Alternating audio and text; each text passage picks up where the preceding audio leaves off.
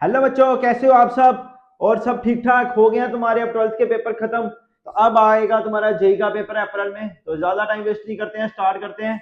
तो क्या क्वेश्चन है पहला देखो ध्यान से। ये जनवरी शिफ्ट में आया था तुम्हारा 2026 में, ठीक है। The number of ways in which 16 oranges can be distributed to 4 children such that each child get at least 1 oranges, ठीक है।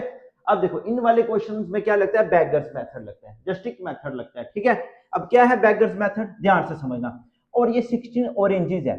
16 ऑरेंजेस क्या हुए, आइडेंटिकल। ऑरेंजेस तो क्या होते हैं, आइडेंटिकल होते हैं, एक जैसे होते हैं, ठीक है। ऐसे भी लिख सकते हैं कि 15 आइडेंटिकल टॉयज है, ठीक है। जहां पे भी वर्ड यूज हुआ होगा आइडेंटिकल। अब ये तो 16 ऑरेंजेस है, तो ऑरेंजेस तो होते हैं आइडेंटिकल है। और कंडीशन भी दी हो साथ में, एटलीस्ट 1 ऑरेंज। यहां तक नहीं, जहां अगर इधर हो ना, the number of way in which 16 oranges can be distributed to 4 children, बस खत्म हो गया, ठीक है। पर इसके साथ ये क्या कंडीशन भी लगा रहा है, such that each child gets at least 1 oranges, ठीक है।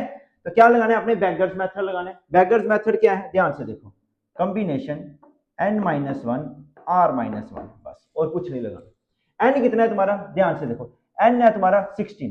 n कितना है 16, n आ गया 16 ऑरेंजेस। और जो डिवाइड करना है कितने में डिस्ट्रीब्यूट करना है, 4 में, r आ गया 4, बस और कुछ नहीं करना। इधर डालो वैल्यू 16, n की जगह 16 डाला, 16 में से 1 निकाला तो 15 आ गया।